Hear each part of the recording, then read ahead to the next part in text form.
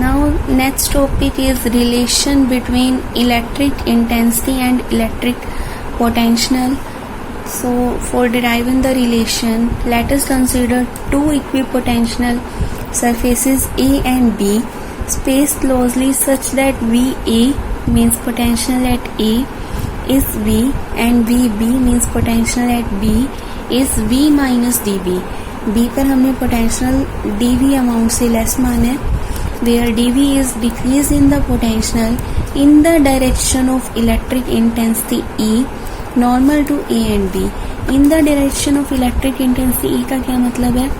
E की जो direction होती है वो आपके पास होती है from positive to negative. Lower potential आपका बन रहा है कहाँ पर? बी पर.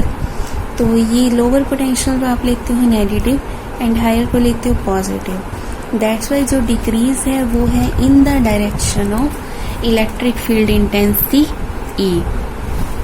Now let dr vector be the perpendicular distance between two equipotential surfaces. जैसे हमने यहाँ पर दिखा रखे हैं दो equipotential surfaces.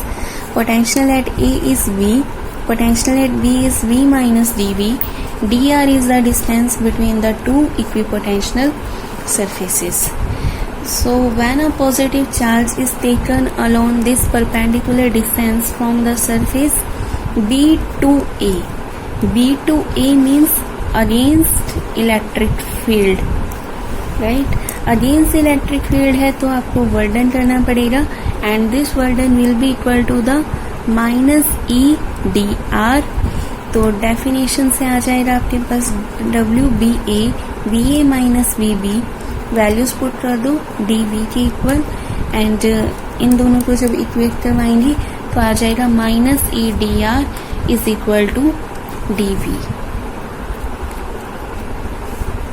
Or we can say E is equal to minus dV by dr. Here negative sign shows that the direction of electric field E vector is in the direction of decreasing potential. dV तो हमारे पास क्या है? Change है. अगर negative लगा रहे हैं means हम चेंज जो ले रहे हैं वो डिक्रीजिंग पोटेंशियल में ले रहे हैं. दैट्स वाई E जो है वो है in the direction of decreasing potential.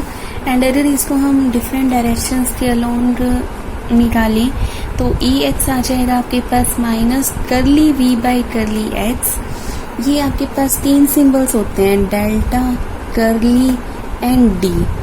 ठीक है, तो जो फाइनाइट चेंज होता है उसके लिए आप डेल्टा यूज करते हो. डी आफ्टर सिंपल डिफ्रेंशिएशन होता है फर्स्ट डेरिवेटिव मीन्स जब आपने चेंज लेना है फाइनाइट से कम एंड करली लेना है for a very minute change. जब सबसे कम चेंज होता है तो हम करली लिखते हैं. एंड फर्दर करली का मतलब ये भी होता है कि आप जब पार्शियल ले रहे हो मीन्स अलग अलग ले रहे हो एक्स वाई जेड के अलोन तो ये करली यूज होता है मोर स्पेसिफिकली. तो आप यहाँ पर करली यूज करना. E x is equal to आएगा minus curly V by curly x.